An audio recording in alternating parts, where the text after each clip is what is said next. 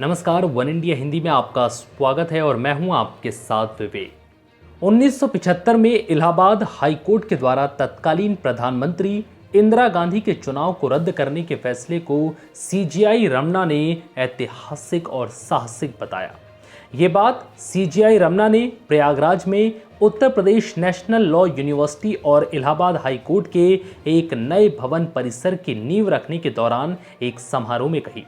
साथ ही सीजीआई ने Allahabad high court के लंबे इतिहास को भी याद किया।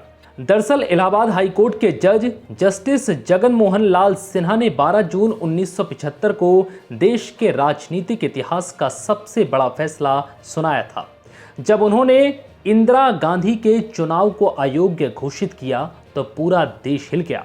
ये बड़े साहस का फैसला था। इस फैसले का सीधा नतीजा आपातकाल की घोषणा के रूप में हुआ। फैसले में 12 जून 1975 को अदालत ने इंदिरा गांधी को चुनावी कदाचार का दोषी पाया और रायबरेली से उनके चुनाव को रद्द कर दिया था। इसके अलावा उन्हें 6 साल के लिए निर्वाचित पद पर रहने से रोक दिया गया था। इसके एक पखवाड़े बाद आपातकाल घोषित कर दिया गया।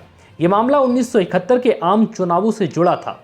संयुक्त सोशलिस्ट पार्टी के नेता राजनारायण ने याचिका दाखिल कर इंदिरा गांधी पर आरोप लगाया था कि उन्होंने रायबरेली के संसदीय चुनाव में सीमा से ज्यादा पैसे खर्च किए हैं और सरकारी संसाधनों का भी दुरुपयोग किया है। राजनारायण ने इंदिरा के खिलाफ चुनाव लड़ा था। इस मुकदमे को इंदिरा गांधी बनाम राजनारायण के नाम से भी जाना जाता है। राजनारायण के वकील तब शांति भूषण थे। मामले की सुनवाई के दौरान इंदिरा गांधी को बयान दर्ज कराने के लिए हाई कोर्ट में बुलाया गया था। शांति भूषण ने लिखा है कि 18 जून 1975 को सुबह 10 बजे जब कोर्ट में खचाखच भीड़ थी, तब जज सिन्हा ने कहा था कि कोर्ट की एक परंपरा है, जब जज अंदर दाखिल हों तभी लोगों को खड़ा होना चाहिए। किसी गवाह के आने पर किसी को खड़ा होना नहीं चाहिए। बाद में जब प्रधानमंत्री इंदिरा गांधी गवाही देने के लिए कोर्ट में पेश हुई तो उनके सम्मान में कोई खड़ा नहीं हुआ। इंदिरा गांधी को यह देखकर बहुत अटपटा लगा। इस बीच कोर्ट के अर्दली ने उनका नाम पुकार कर उन्हें कटघरे में खड़े होने को कहा।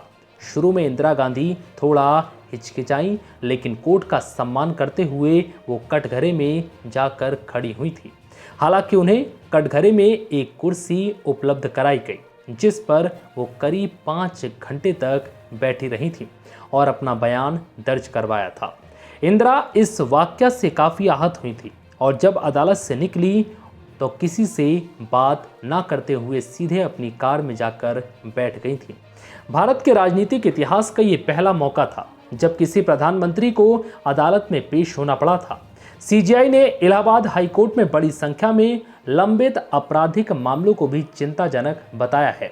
उन्होंने बार और बेंच से इस मुद्दे को हल करने के लिए मिलकर काम करने का आग्रह किया है। फिलहाल इस वीडियो में इतना ही। नमस्कार।